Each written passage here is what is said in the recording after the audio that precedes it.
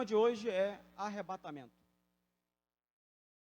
O que é arrebatamento? Vamos ler 1 Tessalonicenses, capítulo 4, 16 a 17.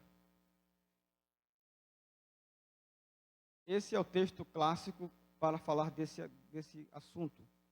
Eu quero, antes disso, dizer que eu fiz pesquisas e as minhas principais fontes de pesquisa foi Arthur Bloomfield. Eu li Arthur Bloomfield. Eu li alguns livros dele. E a outra fonte de pesquisa foi Nathan Rufino. Nathan Rufino. Vamos lá. 1 Tessalonicenses, capítulo 4, versos 16 a 17. Diz assim: porquanto o Senhor mesmo, dada a sua palavra de ordem, ouvida a voz do arcanjo e ressoada a trombeta de Deus, descerá dos céus, e os mortos em Cristo ressuscitarão primeiro. Depois nós, os vivos, os que ficarmos, seremos arrebatados juntamente com eles, entre nuvens, para o encontro do Senhor nos ares, e assim estaremos para sempre com o Senhor. Nós vimos em aulas anteriores que, com respeito à volta de Cristo relacionada ao milênio, há três vertentes, há três linhas de pensamento. Quais são? Amilenismo, pós-milenismo e pré-milenismo. O amilenismo é a crença de que não haverá um reino literal de 1000 anos. A palavra amilenismo vem com um prefixo a, que significa negação. Ou seja, é a crença de que não haverá um reino literal de 1000 anos. E essa opinião amilenista surge do emprego de dois métodos para se interpretar as profecias. Eles fazem uso de um método literal para profecias cumpridas e textos não proféticos, e fazem uso de um método não literal, ou seja, alegórico, para interpretar profecias não cumpridas. Tá certo? Então, amilenismo é a crença de que não haverá um reino literal de 1000 anos. E o pós-milenismo? O prefixo pós já indica que que Cristo voltará após um suposto milênio. Isto é, eles acreditam que a igreja continuará crescendo, avançando, chegando ao ponto de dominar o mundo, de cristianizar o mundo, e depois que a igreja cristianizar o mundo, ou seja, depois desse suposto milênio que a igreja estabelecerá, então Cristo retorna, Cristo volta. Então, pós-milênio. E o pré-milenismo? É a crença de que a volta de Cristo acontecerá antes do reino milenar. Quer dizer, Cristo volta antes de estabelecer o seu reino de 1000 anos. Essa é a única vertente que faz o uso de um método literal para interpretar as profecias. Nós devemos considerar assim, porque as profecias relativas à primeira vinda de Cristo, elas foram cumpridas literalmente. Assim também devemos esperar que as profecias relativas à sua segunda vinda também sejam cumpridas literalmente. Amém? Então, com respeito à volta de Cristo relacionada ao milênio, há três vertentes: amilenismo, pós-milenismo e pré-milenismo. Dentro da visão pré-milenista, todos concordam com três coisas. Bem, dentro da vertente pré-milenista, existem outras ramificações, existem outras linhas de pensamentos que têm pontos convergentes e pontos divergentes. Dentro da visão pré-milenista, todos concordam com três coisas. Primeiro, está chegando um momento de grande tribulação, tal como o mundo nunca viu. Então, este é um dos pontos convergentes dentro das ramificações da visão pré-milenista. Isto é, haverá uma grande tribulação. Haverá um tempo de angústia nunca antes experimentado. A segunda coisa, depois da tribulação, Cristo voltará para estabelecer o seu reino sobre a terra. Então, este é mais um ponto convergente dessas ramificações do pré-milenismo. Cristo voltará após a grande tribulação para estabelecer o seu reino sobre a terra por 1000 anos, literalmente. E a terceira coisa, haverá um arrebatamento conforme está descrito em João 14, de 1 a 3, 1 Coríntios 15, 51 a 52 e 1 Tessalonicenses 4, 16 a 17.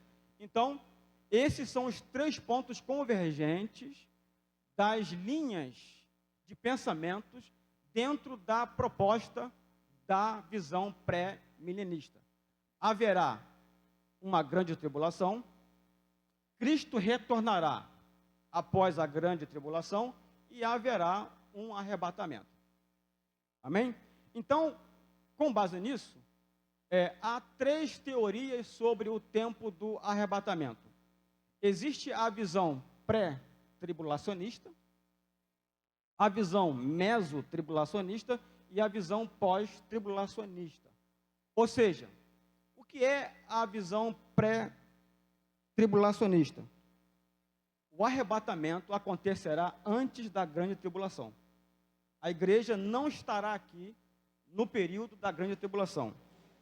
O mesotribulacionismo é a crença de que o arrebatamento acontecerá na metade da tribulação. Algumas linhas sugerem que o tempo da tribulação será de 7 anos.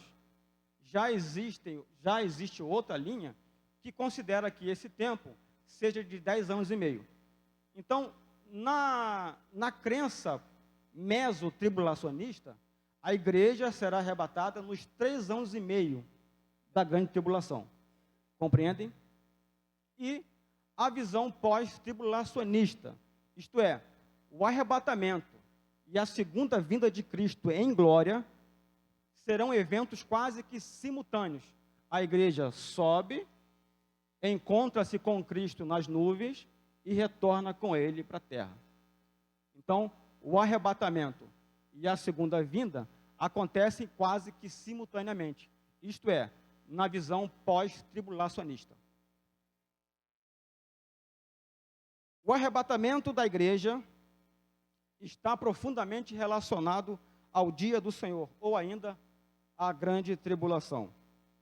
O arrebatamento é um evento distinto da segunda vinda de Cristo, ainda que não seja errado dizer que para a igreja o arrebatamento é o retorno de Cristo para buscar os seus. Então, são 2 coisas distintas.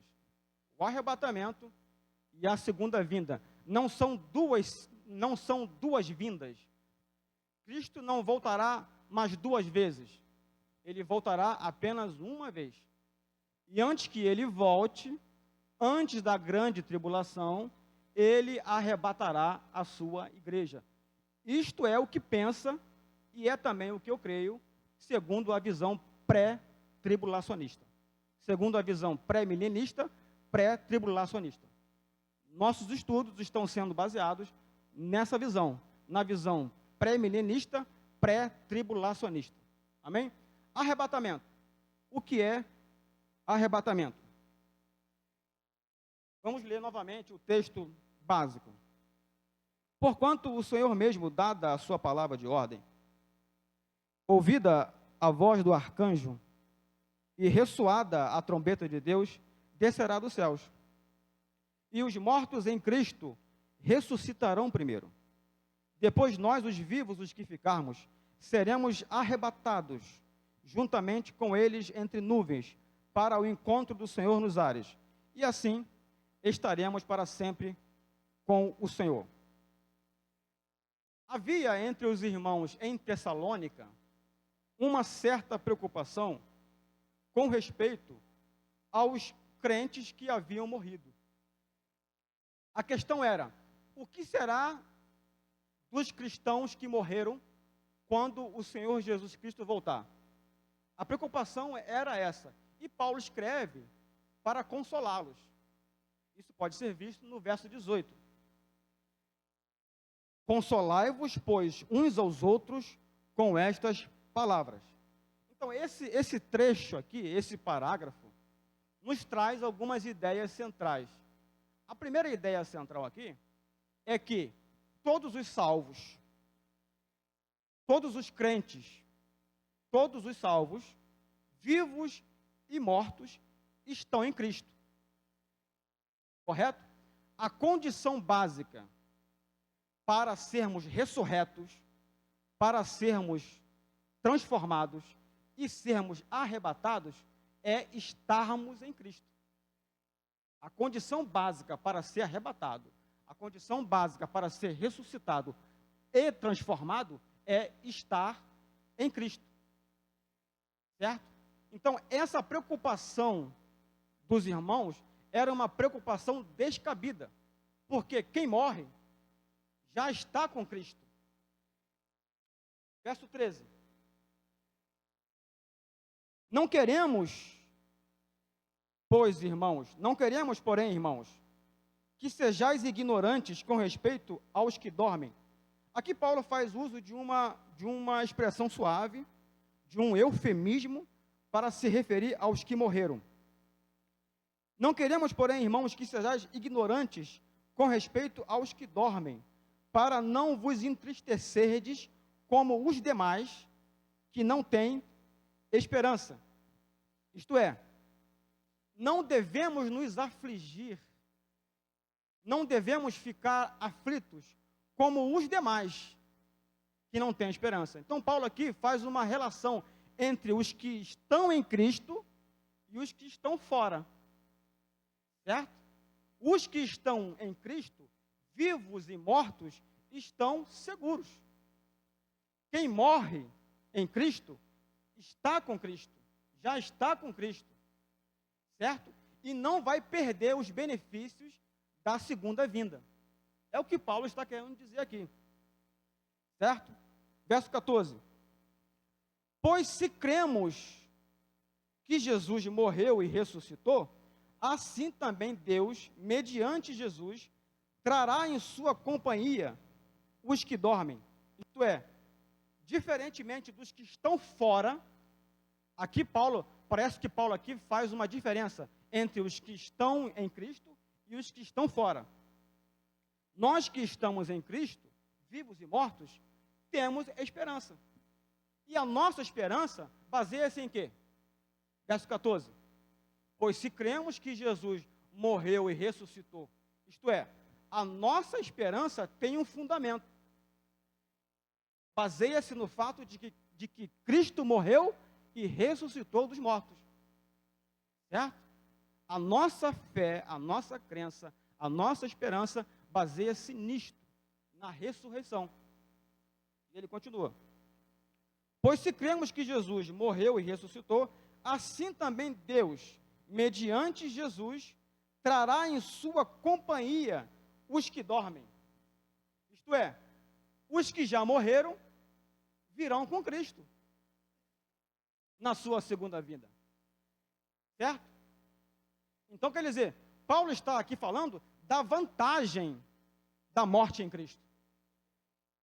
Em uma outra carta ele vai dizer, porque para mim o viver é lucro, ou para mim o viver é Cristo, e o morrer é lucro. Paulo não diria isso se não tivesse vantagem em morrer. Ele está dizendo que é mais vantajoso morrer. Vamos ler Filipenses 1, verso 21 a 24. Ele está aqui, note bem uma coisa, ele está aqui confortando aqueles irmãos acerca dos que já morreram, os que morreram em Cristo. Porque havia uma certa preocupação, uma certa expectativa, uma certa angústia até, com relação aos crentes falecidos. Vamos lá. Porquanto, para mim o viver é Cristo, e o morrer é lucro. Entretanto, se o viver na carne traz fruto para o meu trabalho, isto é, enquanto você vive, você pode produzir frutos para o reino de Deus.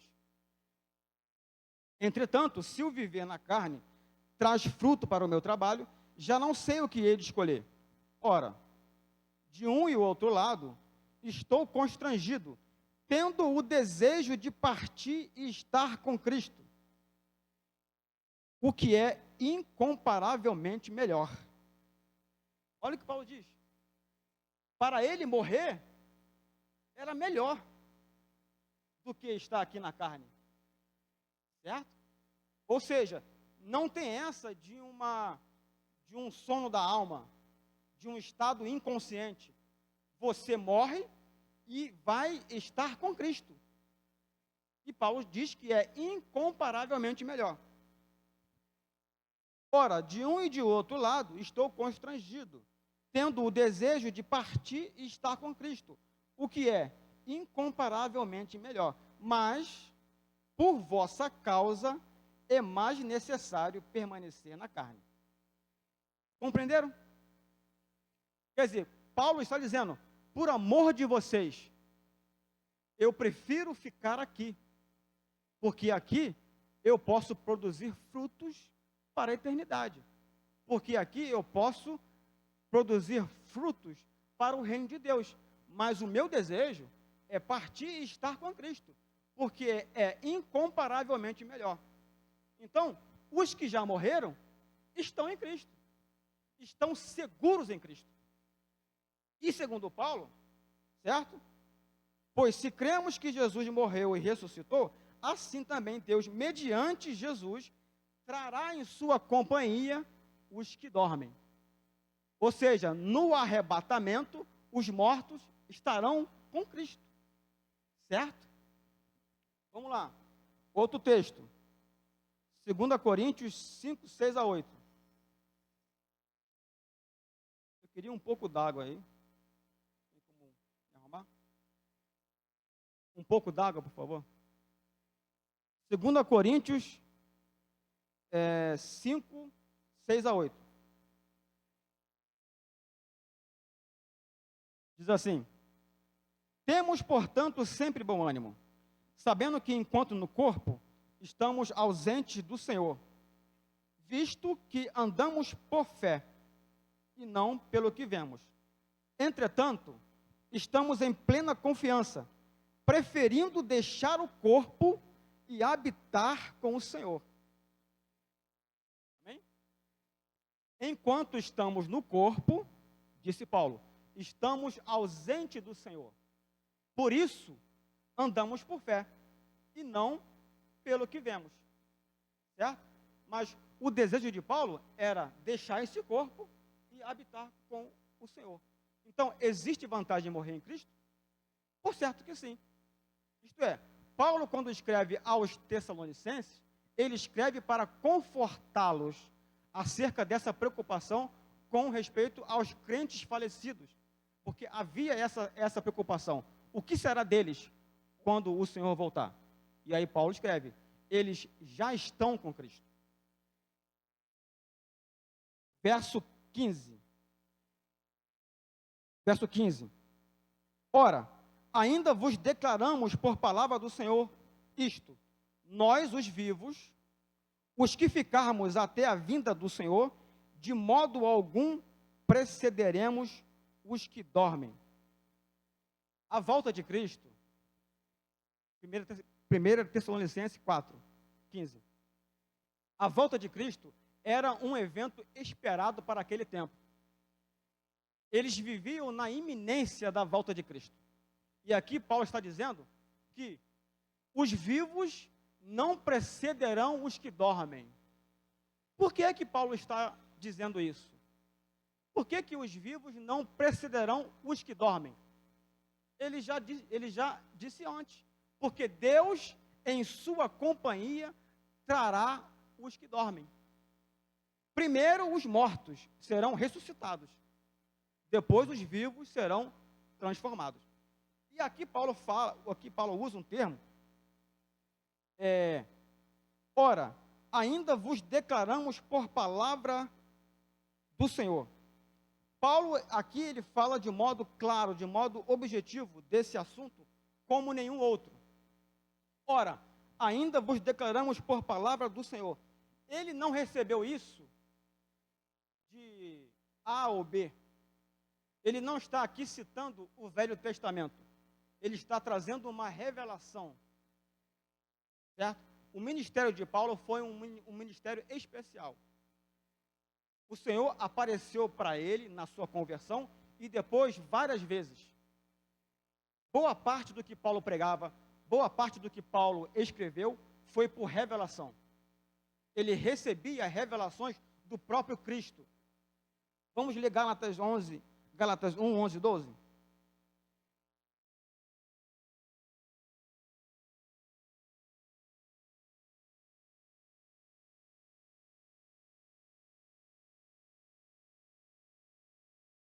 Gálatas 1, 11, 12. Faço-vos, porém, saber, irmãos, que o evangelho por mim anunciado não é segundo o homem, mas mediante revelação de Jesus Cristo.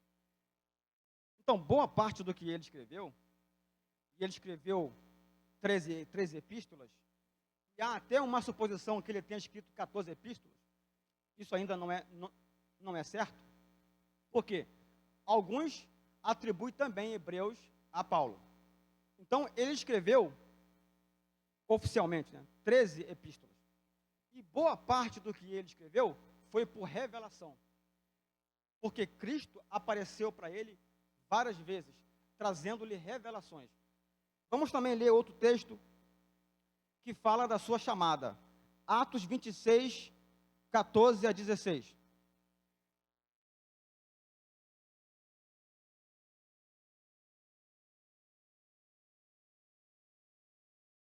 Atos 26, 14 a 16.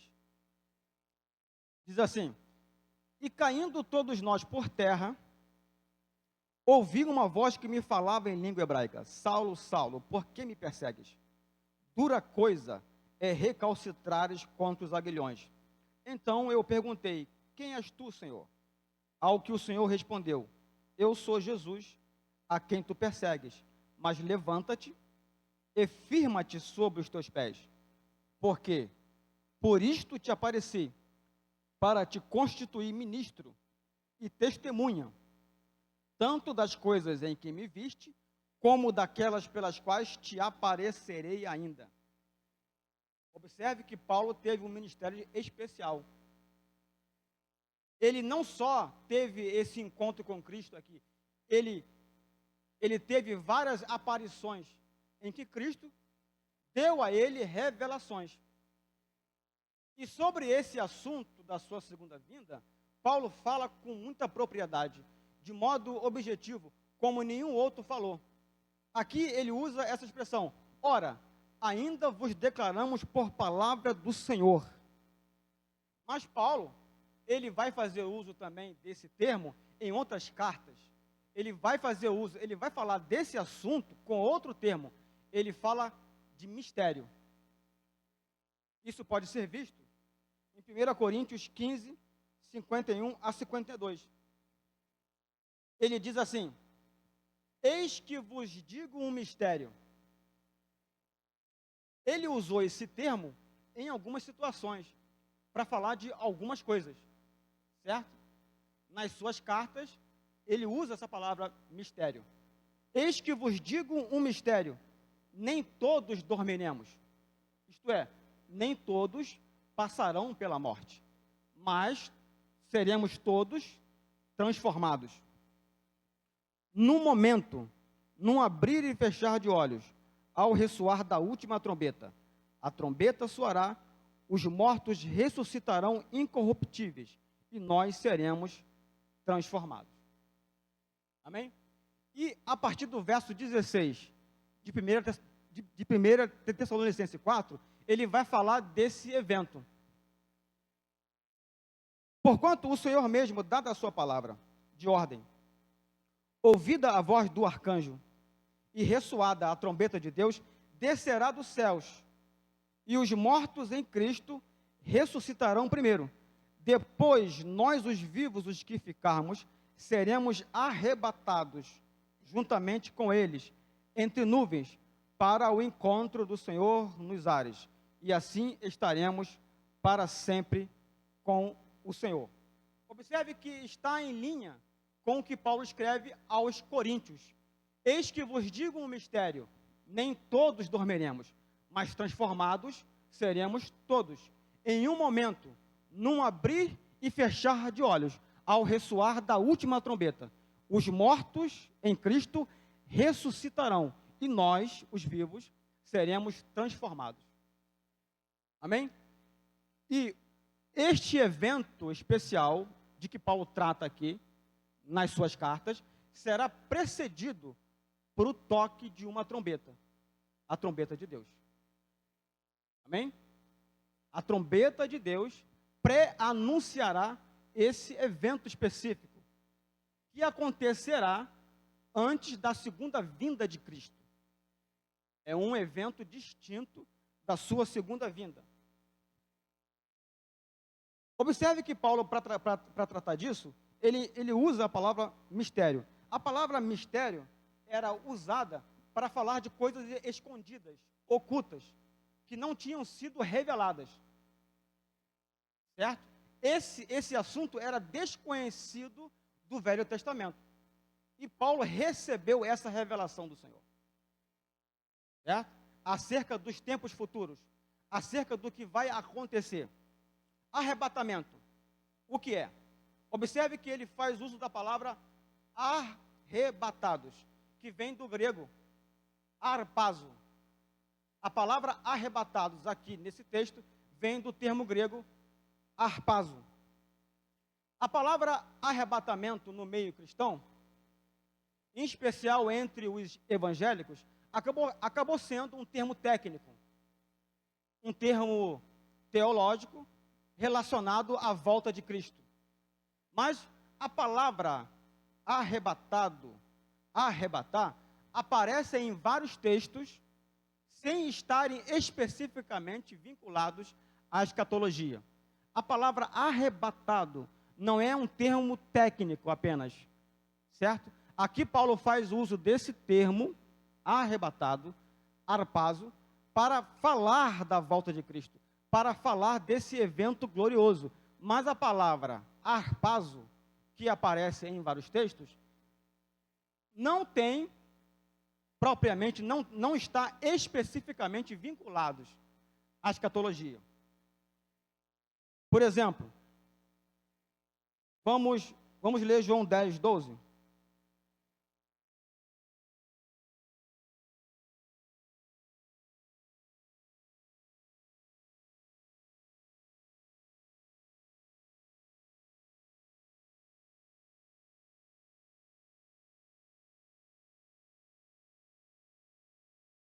João 10, 12. O mercenário que não é pastor, a quem não pertencem as ovelhas, vê vir o lobo, abandona as ovelhas e foge então. Então o lobo as arrebata e dispersa. A palavra aqui usada também é arpazo. Observe que a palavra que está sendo aqui empregada não tem nenhuma vinculação com escatologia. Não está especificamente vinculada à volta de Cristo. Então, a palavra arrebatado, tem origem na palavra grega arpazo, que basicamente significa ser retirado por alguém de uma situação ou de um lugar, em contraste com a ideia de alguém que se retira voluntariamente. O que significa, então, basicamente, a palavra arpazo, que deu origem à expressão arrebatamento? Basicamente, significa ser retirado por alguém de um lugar ou de uma situação, em contraste com a ideia de alguém que se retira voluntariamente. E essa palavra aparece em vários textos, certo? E dependendo do contexto em que a palavra arpazo se encontre, pode ser uma coisa boa ou pode ser uma coisa ruim. Por exemplo, João 10:12. É uma coisa boa ou é uma coisa ruim? Ruim. O mercenário que não é pastor, a quem não pertence as ovelhas, vê vir o lobo, abandona as ovelhas e foge. Então o lobo as arrebata e as dispersa. Não é uma coisa boa. Mas observe que tem esse sentido de ser retirado por alguém de um lugar ou de uma situação, em contraste com a ideia de alguém que se retira voluntariamente. Então, basicamente, arrebatamento é isso. A palavra arrebatamento, que vem do termo grego harpazo, é isto: é ser retirado por alguém de uma situação ou de um lugar, em contraste com a ideia de alguém que se retira voluntariamente. Outro texto, Atos 9, 39 a 40.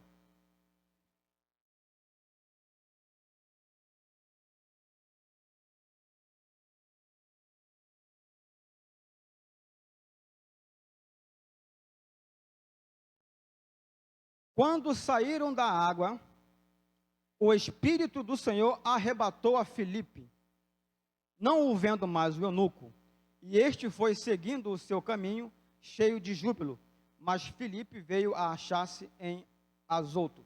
Então, mais uma vez, aparece aqui a palavra harpazo. É uma coisa boa ou é uma coisa ruim? É uma coisa boa, certo?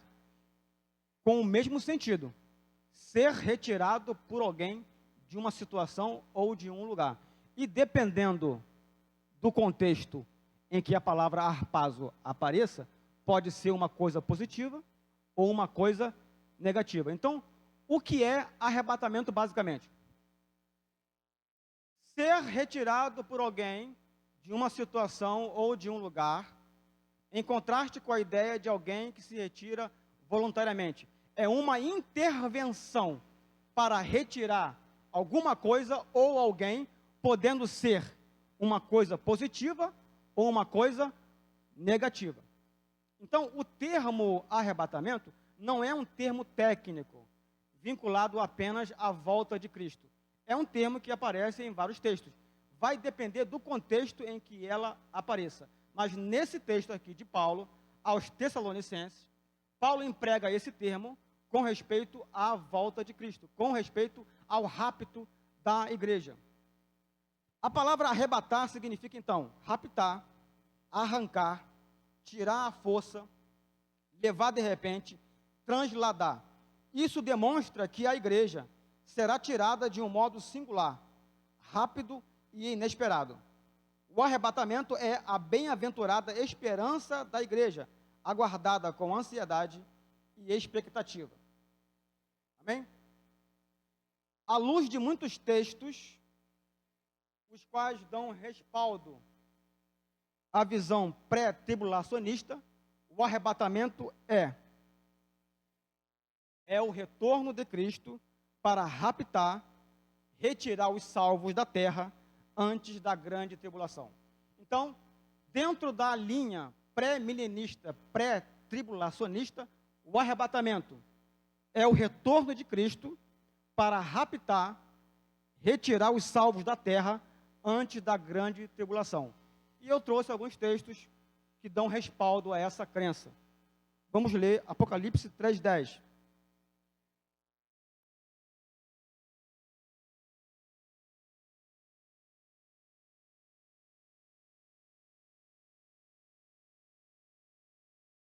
Diz assim: como guardaste a palavra da minha paciência, também eu te guardarei da hora da tentação que há de vir sobre todo o mundo, para tentar os que habitam na terra. Apocalipse, originalmente, foi um livro escrito para 7 igrejas que, historicamente, hoje, não existem mais. Certo? Então, originalmente, Apocalipse foi escrito para 7 igrejas. Essas 7 igrejas, elas foram tipos, elas representaram a igreja como um todo em 7 períodos históricos e proféticos. As duas últimas igrejas, que são Filadélfia e Laodiceia, são as igrejas dos últimos dias. Isto é, nos últimos dias, um tipo de igreja será recompensada, será aprovada, e o outro tipo será rejeitada, será reprovada. Então, aqui, essa palavra, essa promessa é endereçada à igreja de Filadélfia. Como guardaste a palavra da minha paciência, também eu te guardarei da hora da tentação que há de vir sobre todo o mundo, para tentar os que habitam na terra. Então, a igreja será retirada, será raptada, antes que aconteça esse evento incomparável na história. Outro texto. 1 Tessalonicenses, capítulo 5, verso 9.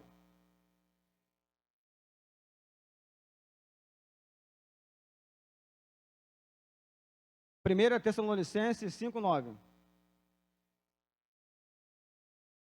Observe uma coisa. Qual foi o texto básico que eu li? 1 Tessalonicenses 4:16 a 17. O capítulo 5 está dentro desse contexto. Certo? No capítulo 4, a partir do verso 13, o que é que Paulo fala? Ele fala acerca dos que morreram em Cristo. Ele fala acerca daqueles que já morreram, que já estão com Cristo, certo? E não vão perder os benefícios da volta de Cristo. E dentro disso, ele fala do arrebatamento. Ele fala que os mortos serão primeiro ressuscitados e os vivos depois serão transformados. E todos serão arrebatados para encontrar com o Senhor nos ares.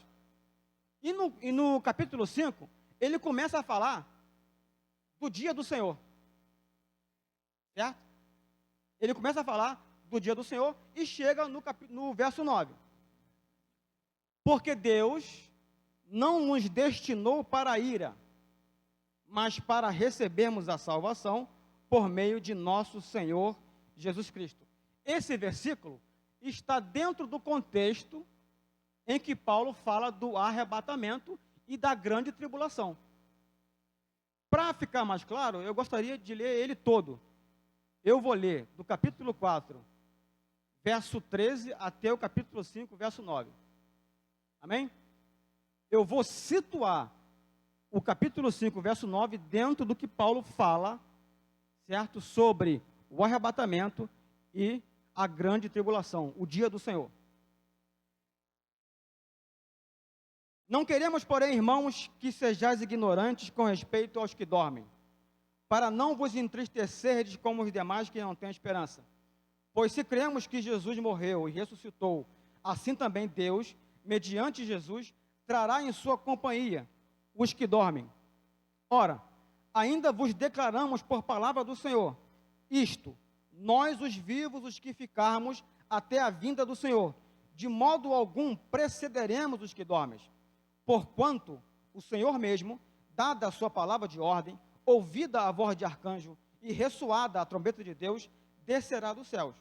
E os mortos em Cristo ressuscitarão primeiro.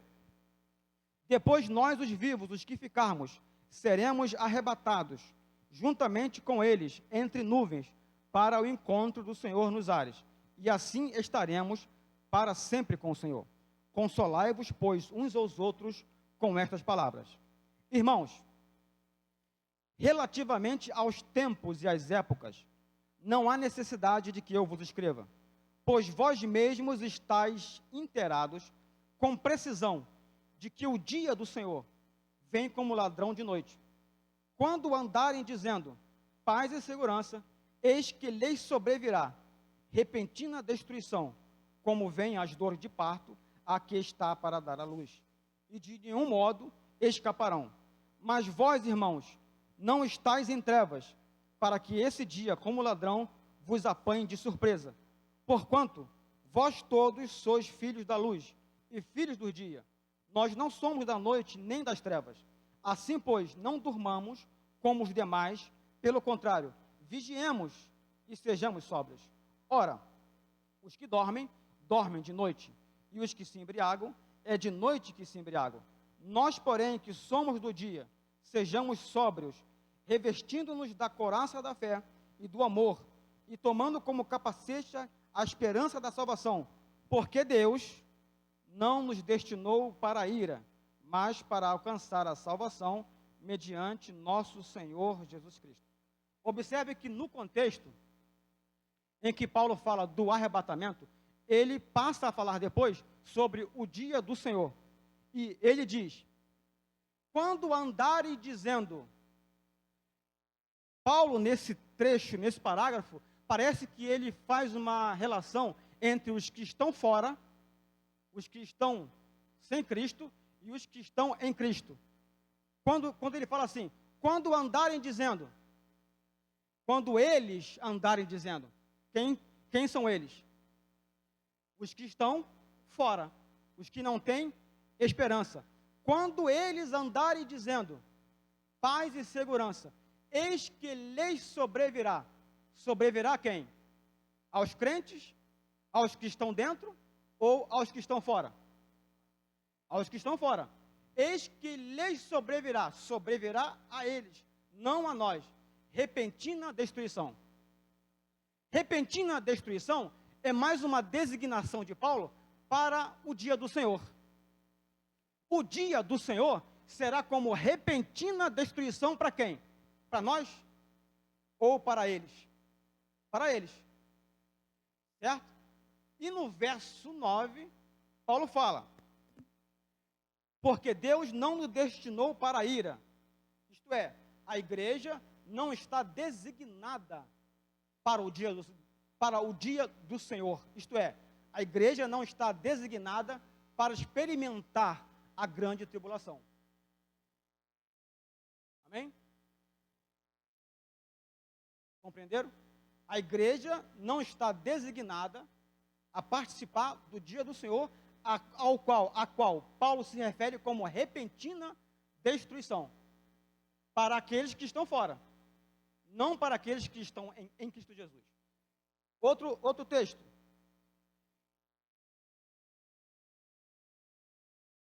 Romanos 5,9. Logo muito mais, sendo agora justificados pelo seu sangue, seremos por ele salvos da ira. O que é o arrebatamento? É o encontro dos salvos com o Senhor. Os salvos se encontram com o Senhor nos ares. 1 Tessalonicenses 4, 16 e 17. Pois dada a ordem, com a voz do arcanjo e o ressoar da trombeta de Deus, o próprio Senhor descerá dos céus, e os mortos em Cristo ressuscitarão primeiro. Depois disso, os que estivermos vivos, seremos arrebatados juntamente com eles nas nuvens, para o encontro do Senhor nos ares, e assim estaremos sempre com o Senhor. O arrebatamento será o encontro dos salvos com o Senhor.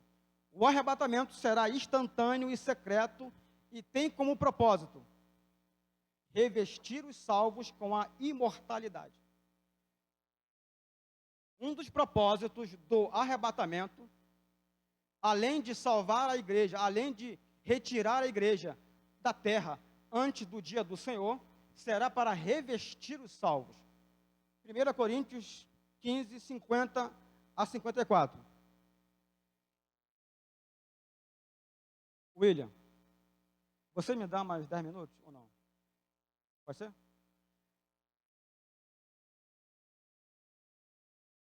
Vamos lá.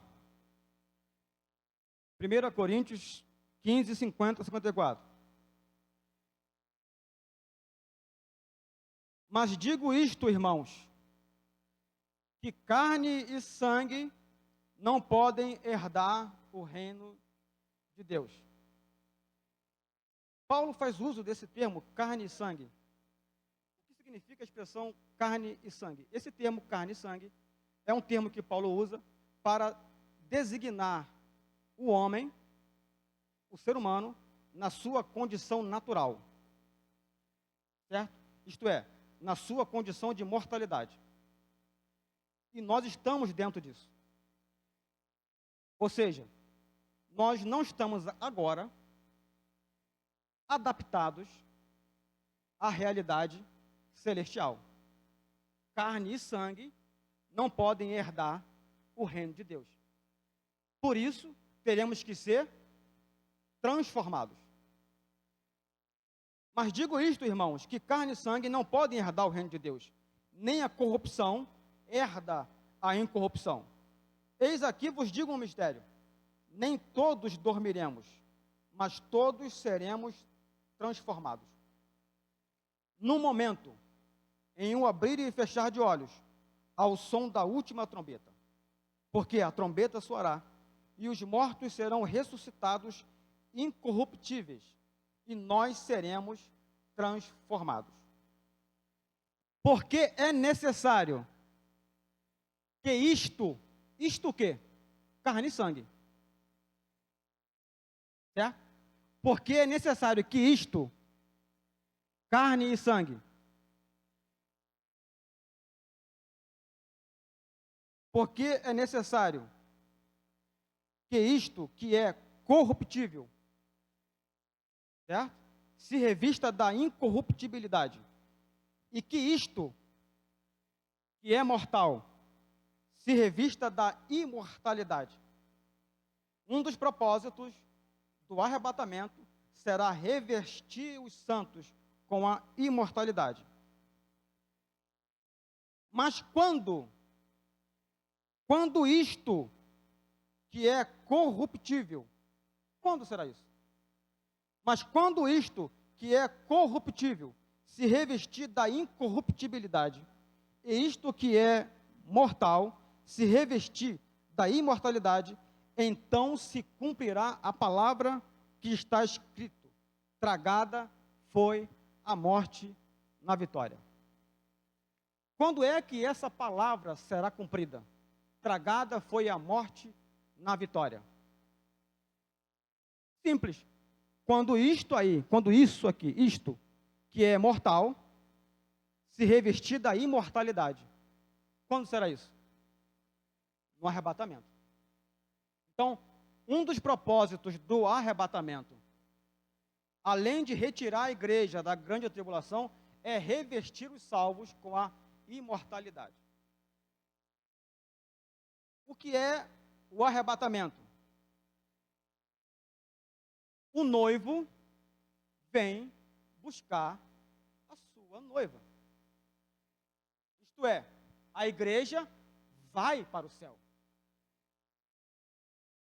A única vertente que permite isso, que se enquadra nisto, é a visão pré-tribulacionista. Na visão pós-tribulacionista, é uma espécie de ioiô. A igreja sobe e desce. Na visão pós, a igreja não vai para o céu. Certo? Mas, segundo a crença pré-tribulacionista, ao qual eu estou inclinado, a igreja vai para o céu, porque o noivo vem buscar a sua noiva. Vamos ler João 14, de 1 a 3.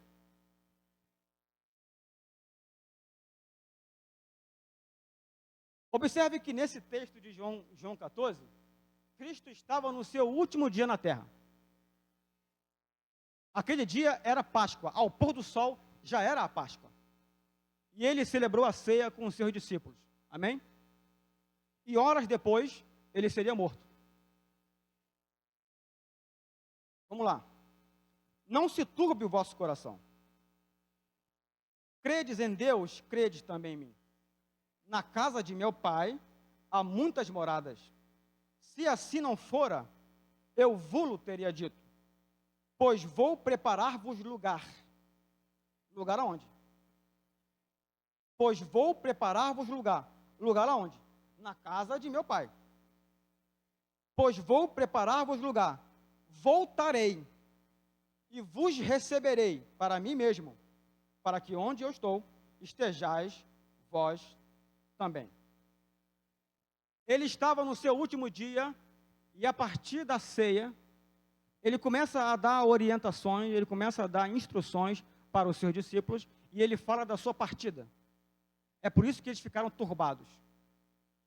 Por isso que eles ficaram angustiados. E o Senhor diz: não se turbe os vossos corações. Credes em Deus, crede também em mim. Ele começa a falar da sua partida e da sua segunda volta dentro de um contexto cultural para o casamento judaico. Quando havia um casamento, acontecia assim: o noivo deixava a sua casa paterna e ia até a casa da noiva com um contrato. Era feito assim. O noivo celebrava um contrato em um ambiente festivo. E nesse contrato, ele pagava um preço muito alto pela sua noiva. E nessa festa, eles celebravam com o uso de vinho. Certo? E o noivo discursava dizendo: eu vou voltar para a casa do meu pai para preparar uma corte nupcial. E vou voltar para buscar você. E deixava alguns presentes para a sua noiva. E ausentava-se. E depois de algum tempo, o noivo voltava, sem uma data pré-determinada, inesperada, para buscar a sua noiva. Jesus deixou a casa do Pai, se fez como um de nós, e pagou um preço por nós. Este cálice é o Novo Testamento no meu sangue. Ele pagou um dote, ele pagou um preço muito alto por nós. E prometeu ausentar-se, prometeu voltar para a casa do Pai e preparar uma corte nupcial. E prometeu voltar para nos buscar. Amém? Então, a igreja vai para o céu primeiro. Certo? E a visão pré-tribulacionista é a única que se encaixa nesse texto. A igreja será raptada, será livre, será salva antes que aconteça a grande tribulação e vai para o céu, para a corte nupcial. Porque as bodas será nos céus. Amém? Compreenderam? Filipenses 3, 20 a 21.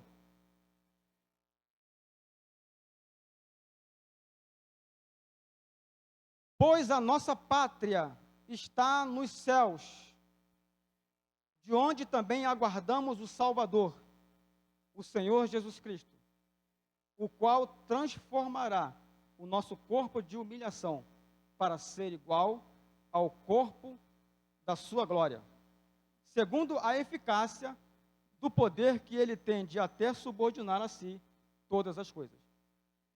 Amém? O que é pátria? Lugar de nascimento ou lugar onde se é cidadão. Então, a nossa pátria está nos céus. Então, a igreja não vai subir até as nuvens e voltar para a terra. Ela vai primeiro para o céu.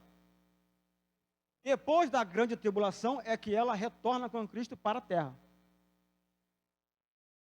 Amém? Depois do milênio, a nova Jerusalém descerá e será o lar dos santos, porque a nossa pátria é celestial. A igreja primeiro vai para o céu. E a visão pré-tribulacionista é a única que se encaixa dentro desse contexto todo. Amém? Então, o que é basicamente arrebatamento? O arrebatamento, basicamente, é ser retirado por alguém de uma situação ou de um lugar, encontrar-te com a ideia de alguém que se retira voluntariamente. E dependendo do contexto que a palavra arrebatado apareça, pode significar uma coisa boa ou uma coisa ruim. Isto é, o arrebatamento é uma intervenção para retirar alguém ou alguma coisa, podendo ser uma coisa positiva ou uma coisa negativa. E à luz de muitos textos que Paulo escreve,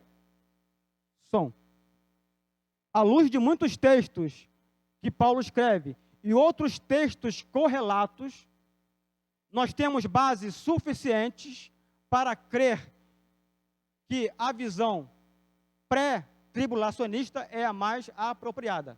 Isto é, a igreja será livre, será retirada antes da grande tribulação. A igreja não está designada para o dia do Senhor. Amém? Na próxima aula, então, nós vamos continuar. Eu vou trazer alguns pontos fortes do pré-tribulacionismo e vou terminar com um texto que se encontra em 2 Tessalonicenses 2:3, a partir da análise da palavra apostasia. Amém? Próxima aula. O que significa a palavra apostasia? 2 Tessalonicenses, capítulo 2, verso 3. Amém? Estamos encerrados.